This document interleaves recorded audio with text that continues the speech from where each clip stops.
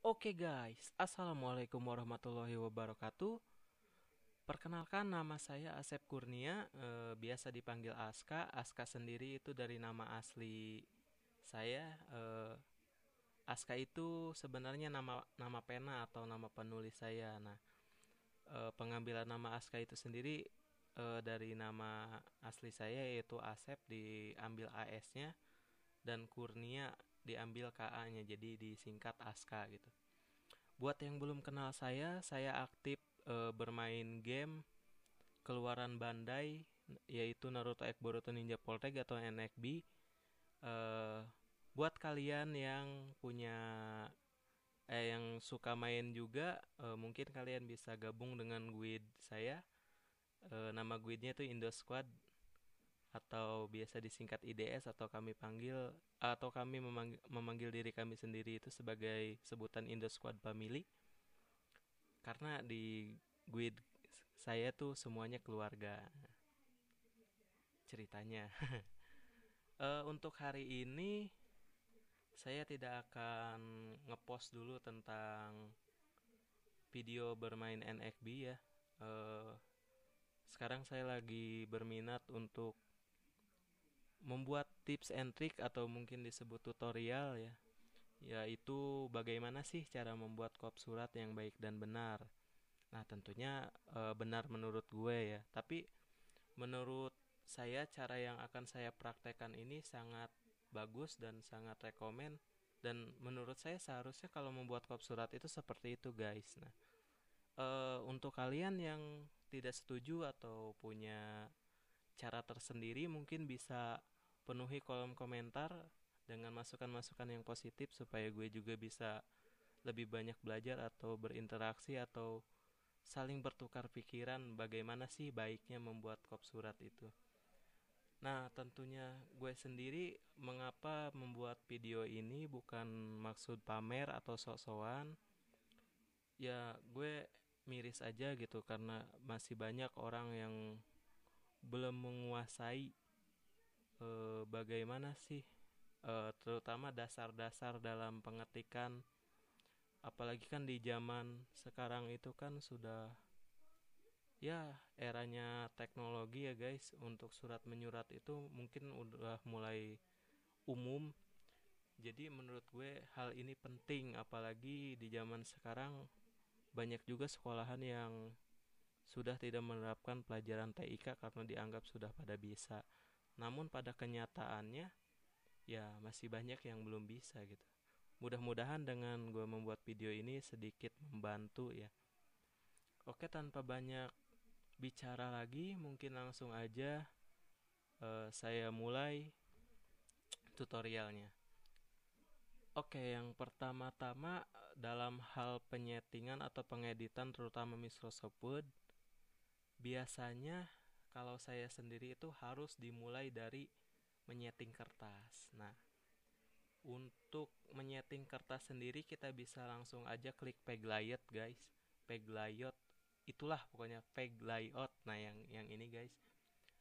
eh untuk surat sendiri biasanya bisa menggunakan ukuran kertas F4 atau A4. Eh, Namun terkadang di beberapa laptop atau ya di laptop kalian itu kadang ukuran F4 itu tidak ada guys. Nah, jika kalian ingin saya membuatkan tentang tutorial cara menyeting kertas manual, ya kalian penuhin kolom komentar. Kalau banyak yang request, nanti gue akan bikin lagi bagaimana cara menyeting kertas. Nah, untuk sekarang saya jelaskan dulu cara membuat surat menggunakan ukuran kertas A4 guys. Jadi langsung aja page layout, size, terus kita klik yang A4-nya guys. Nah, setelah ukuran kertasnya tersetting, kita sekarang mengatur marginnya.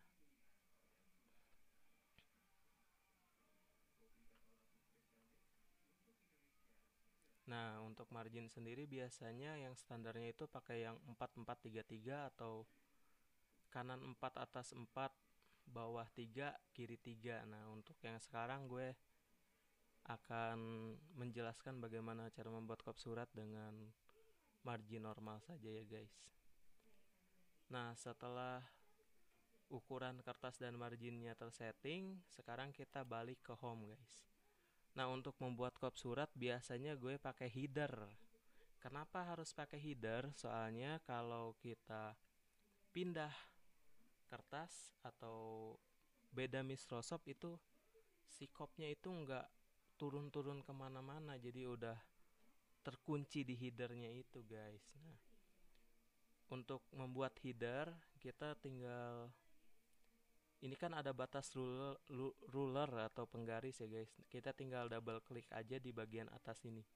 Klik-klik 2 kali dengan cepat pakai mouse, bisa pakai yang ya pakai mouse sih yang paling enak mah. Jadi tinggal double klik aja 2 kali, habis itu baru kita nyeting ke font. Nah, untuk fontnya sendiri standarnya biasanya kita menggunakan font Times New Roman. Nah, ukuran standar penulisan surat itu biasanya 12 guys.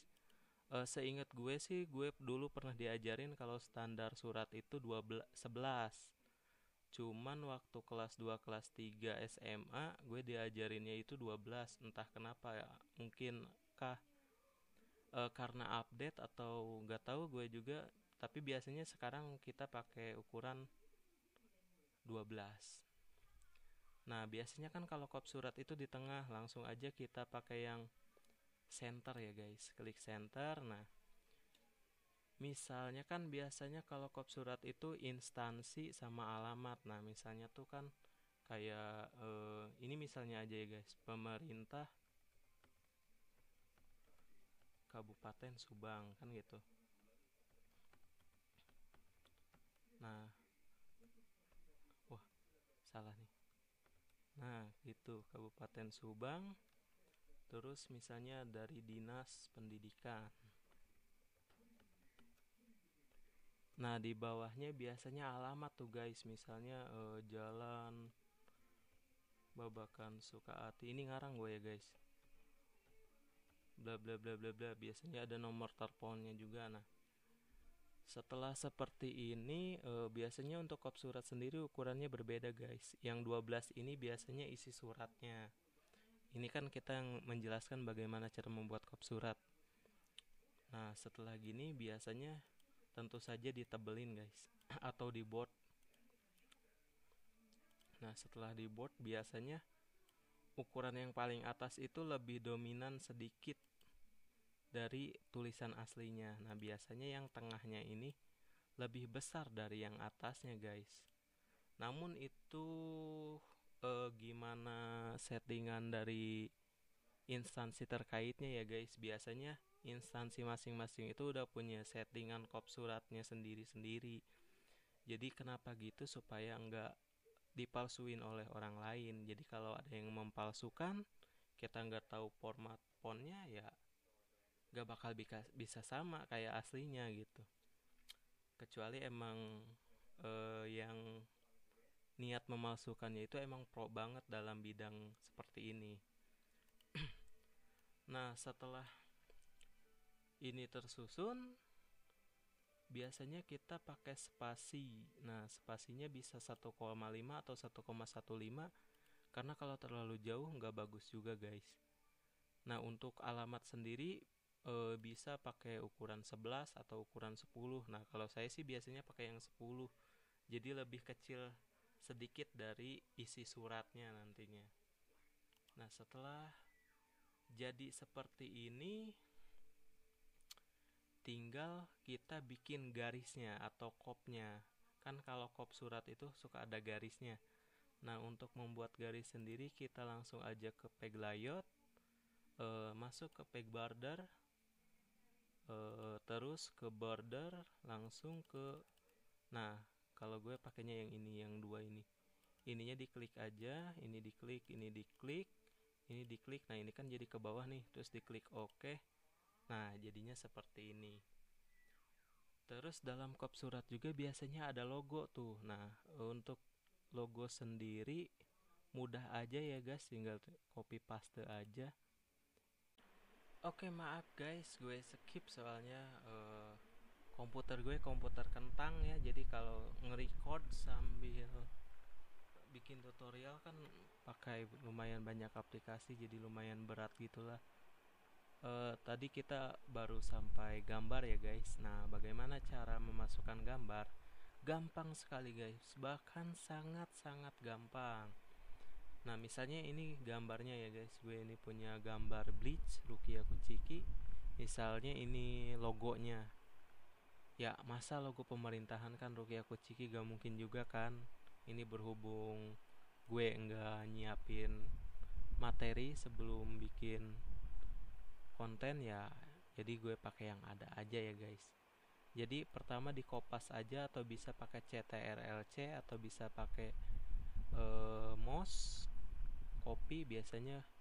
Nah, ini copy biasanya gue pakai CTRL-C biar cepet.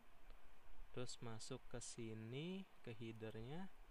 Terus ya biasa aja di paste ini bisa ini atau CTRL-V.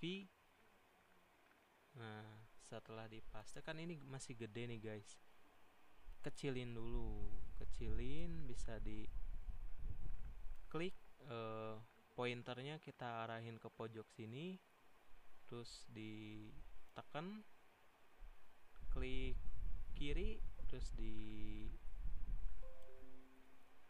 digeser. Nah, setelah digeser ini biar bisa berpindah-pindah, kan ini ukurannya udah kecil nih, kita pakainya klik kanan, terus wrap text, terus pakai aja yang behind atau imprompt text. Kalau behind itu di belakang tulisan, kalau imprompt text itu di atas tulisan. Nah, pakai behind aja biar enak. Udah di behind ya disesuaiin lagi, misalnya segini ya digeser-geser, geser kiri, geser kanan, atau bisa pakai mouse di drag. Nah, setelah seperti ini kan udah jadi nih, tinggal di double klik 2 kali di bagian tengah yang nantinya mau bakal dijadikan isi. Ini udah jadi kopnya. Nah, seperti inilah cara bikin kop yang baik dan benar menurut gua. Pertanyaannya, gimana kalau kan kadang surat ada yang 2 lembar. Nah, gimana nih kalau lembar keduanya itu kita nggak mau kopnya itu terbawa-bawa? Nah, bisa guys, sangat gampang. Kita misalkan ini kita bikin isinya gini gini gini, suratnya kan panjang nih, udah berisi. Nah, biasanya kan halaman kedua tuh ada kopnya juga guys, ngikut, soalnya dia pakai header. Cara supaya tidak halaman selanjutnya tidak mengikuti halaman sebelumnya, atau supaya di halaman kedua ini nggak ada kopnya, sangat gampang. Pertama, misalnya ini kalimat terakhir dalam surat yang kalian bikin. Nah, kalian masuk ke page lagi, terus klik bricks, terus klik next page. Nah, ini kan masuk ke sini nih pointernya. Terus kalian klik 2 kali di kop yang mau kalian hilangkan. Nah, kan gini nih. Ini kan rencananya mau dihapus nih. Nah, kita hapus dulu. Kalau kita klik ini biasanya langsung otomatis ke desain guys. Nah, kita klik dulu link to previews. Tujuannya apa? Supaya kalau kita hapus ini, yang ini tidak ikut terhapus ya guys. Jadi setelah diklik link to previews, kalian bisa delete otomatis, delete manual, di delete, dihapus.